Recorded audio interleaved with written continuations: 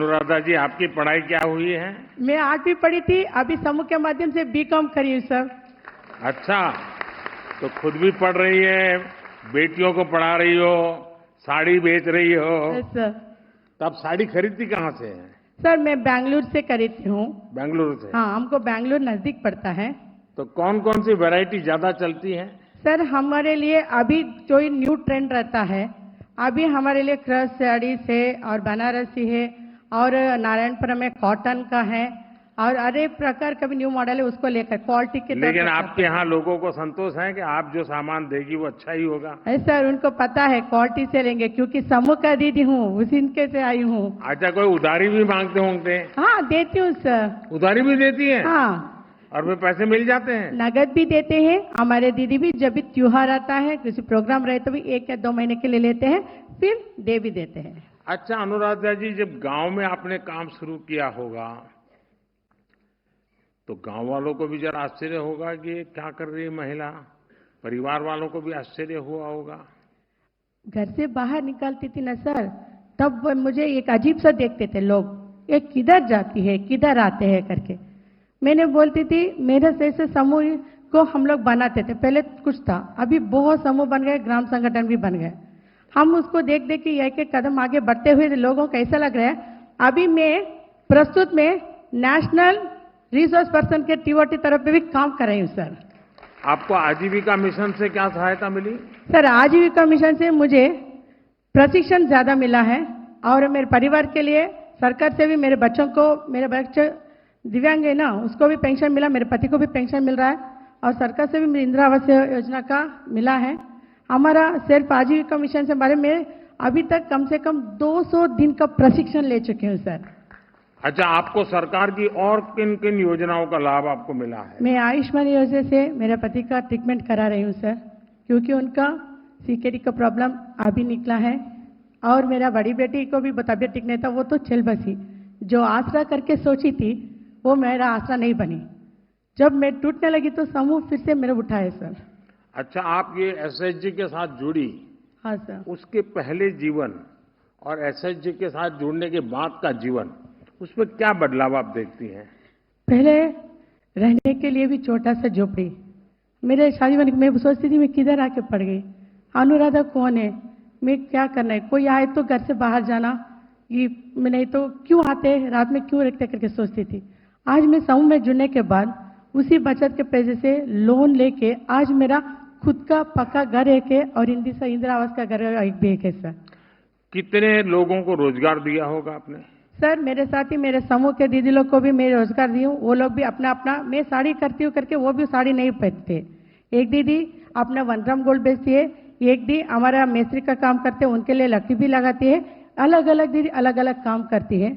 जिस तरह हमारे दीदियों में जो भी क्षमता है उसको पहचान करके उसके लिए जो चाहिए उसके लिए हम लोग पूरा मदद हमारा संस्था से करके जिधर उनके लिए आजीविका मिलता है वो प्रशिक्षण के लिए मैं उनको भी साथ में जाती हूँ सर। अच्छा, आप कैश में पैसा लेती हो कि यूपीआई डिजिटल ट्रांजैक्शन करती हो? डिजिटल सर, फोन पे QR सर। कोड रखा है, क्या किया है? फोन पे में लेती हूँ सर। हाँ। अभी कैश नहीं चलता है, समूह में नहीं चलता है, हमारे भी नहीं चलता है, सब कुछ फोन पे में चलता है सर।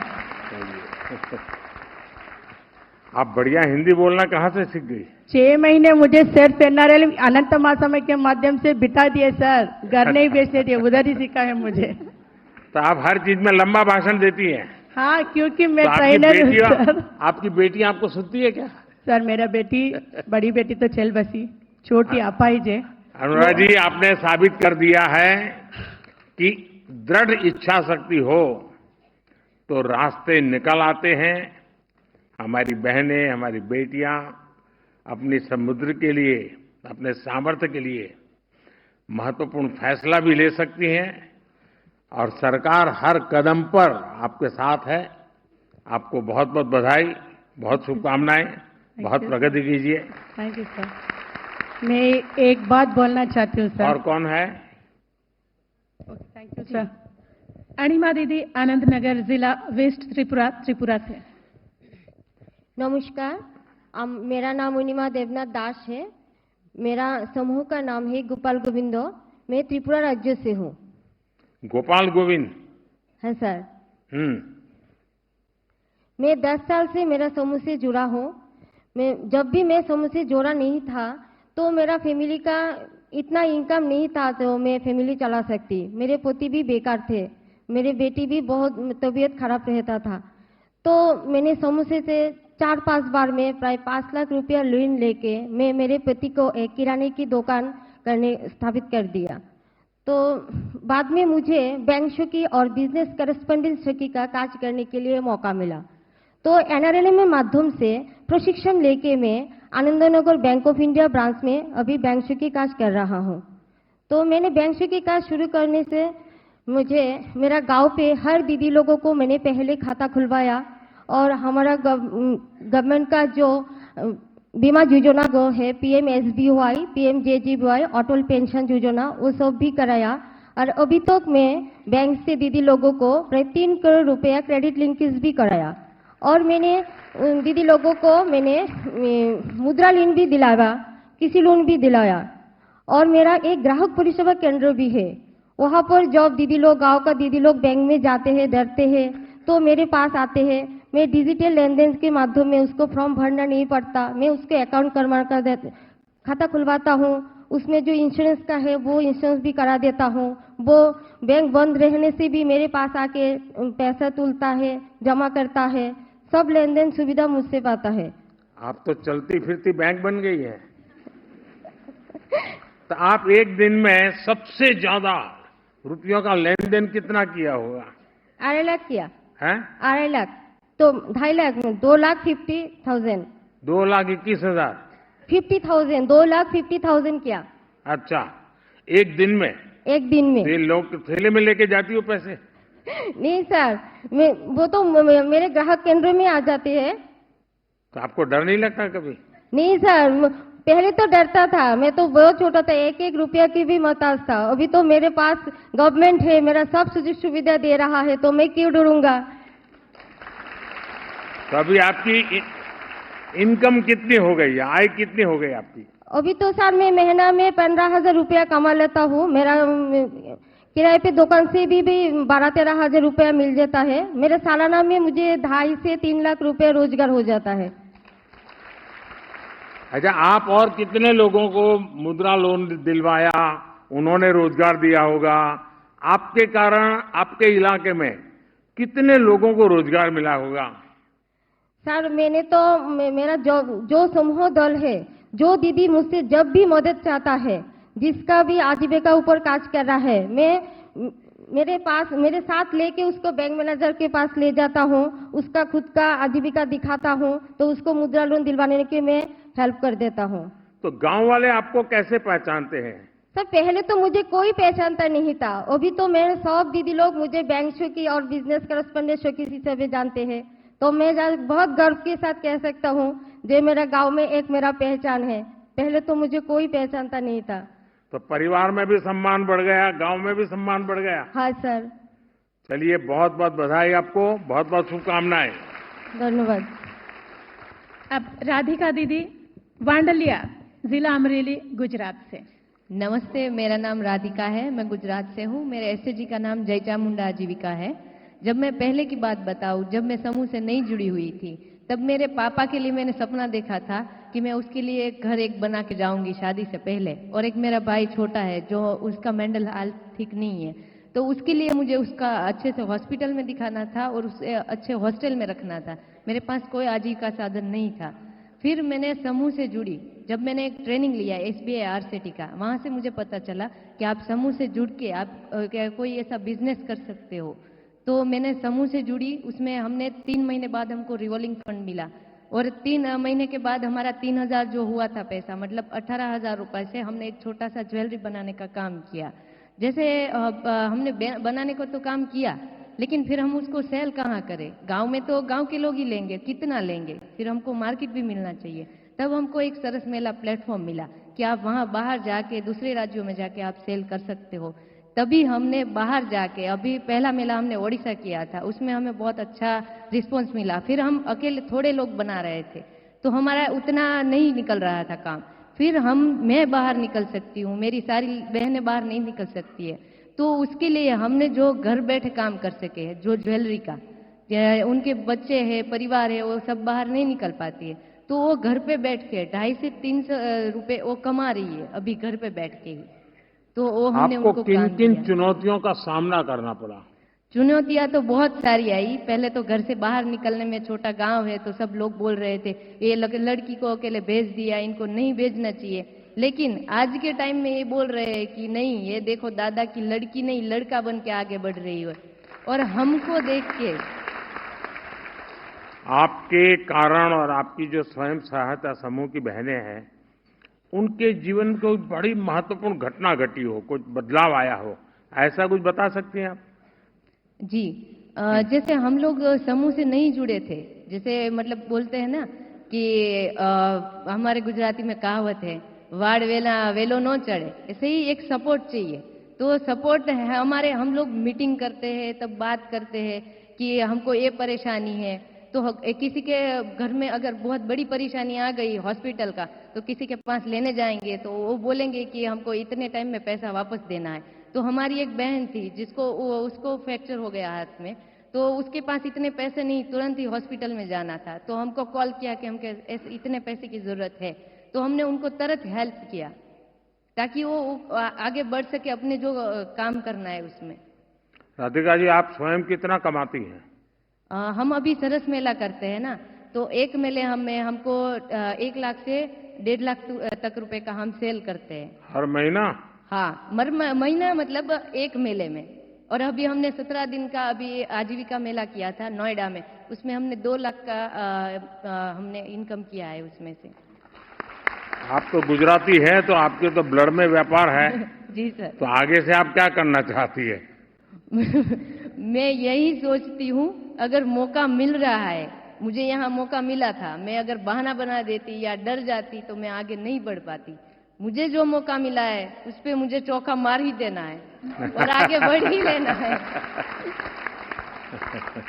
और मैं सर एक बात बताना चाहती हूँ, हाँ। जब हमारा बोर्ड देखते हैं ना गुजरात मेले में, तो सब बोलते हैं मोदी जी के गांव से आए, हम मोदी जी के गांव से आए। हाँ।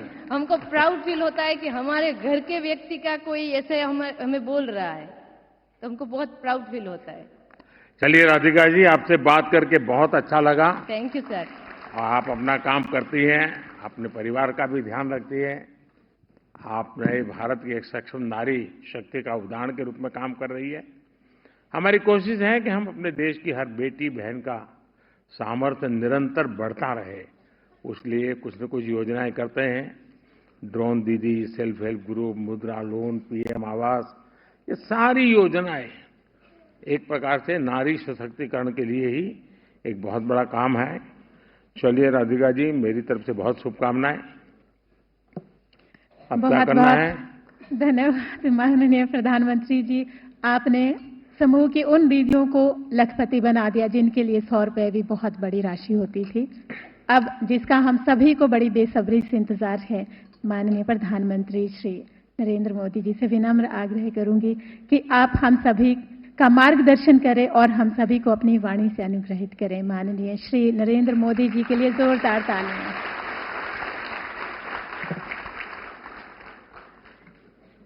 केंद्रीय मंत्रिमंडल के मेरे सहयोगी श्रीमान गिरिराज सिंह जी, श्री अर्जुन मुंडा जी, श्री मनसुख मांडविया जी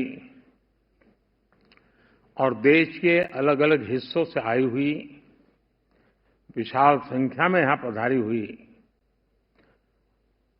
और आपके साथ साथ वीडियो के माध्यम से भी देश भर में लाखों दीदी आज हमारे साथ जुड़ी हुई हैं। मैं आप सबका स्वागत करता हूं, अभिनंदन करता हूं। और इस सभागृह में तो मैं देख रहा हूं कि शायद ये लघु भारत है, हिंदुस्तान का हर भाषा, हर कोने के लोग यहां नजर आ रहे हैं। तो आप सबको बहुत बहुत बधाई। आज का ये कार्यक्रम महिला सशक्तिकरण के लिहाज से बहुत ऐतिहासिक है। आज मुझे नमो ड्रोन दीदी अभियान के तहत 1000 आधुनिक ड्रोन महिलाओं के स्वयं सहायता समूहों को सौंपने का अवसर मिला है। देश में जो 1 करोड़ से ज्यादा बहनें पिछले दिनों अलग अलग योजनाओं और प्रयासों के कारण 1 करोड़ बहनें लखपति दीदी बन चुकी हैं। यह आंकड़ा छोटा नहीं है। और अभी जब मैं बात कर रहा था तो वो किशोरी बहन मुझे कह रही थी तो हर महीने 60-70 हजार 80 हजार तक पहुंच जाती है बोले कमाने में। अब देश के नौजवानों को भी प्रेरणा दे सकते हैं। गांव में एक बहन अपने उद्यम से हर महीने 60 हजार 70 हजार रुपया कमाती है। उनका आत्मविश्वास देखिए। हाँ, किशोरी वहां बैठी है, हाथ ऊपर कर रही है। हाँ, और जब मैं ये सुनता हूं, देखता हूं, तो मेरा विश्वास बहुत बढ़ जाता है। आपको आश्चर्य होगा, कभी कभी आप जैसे लोगों से छोटी मोटी बातें सुनने को मिलती है ना, तो मुझे विश्वास बढ़ जाता है कि हाँ यार, हम सही दिशा में हैं, देश का जरूर कुछ भला होगा। क्योंकि हम योजना तो बनाए, लेकिन उस योजना को पकड़ करके आप जो लग जाते हैं ना, और आप परिणाम दिखाते हैं, और उस परिणाम के कारण सरकारी बाबुओं को भी लगता है हाँ यार कुछ अच्छा हो रहा है, तो काम तेजी से बढ़ता है। और इसी के कारण जब मैंने फैसला लिया कि मुझे अब 3 करोड़ लखपति दीदी के आंकड़ों को पार करना है, और इस उद्देश्य से आज 10,000 करोड़ रुपए की राशि भी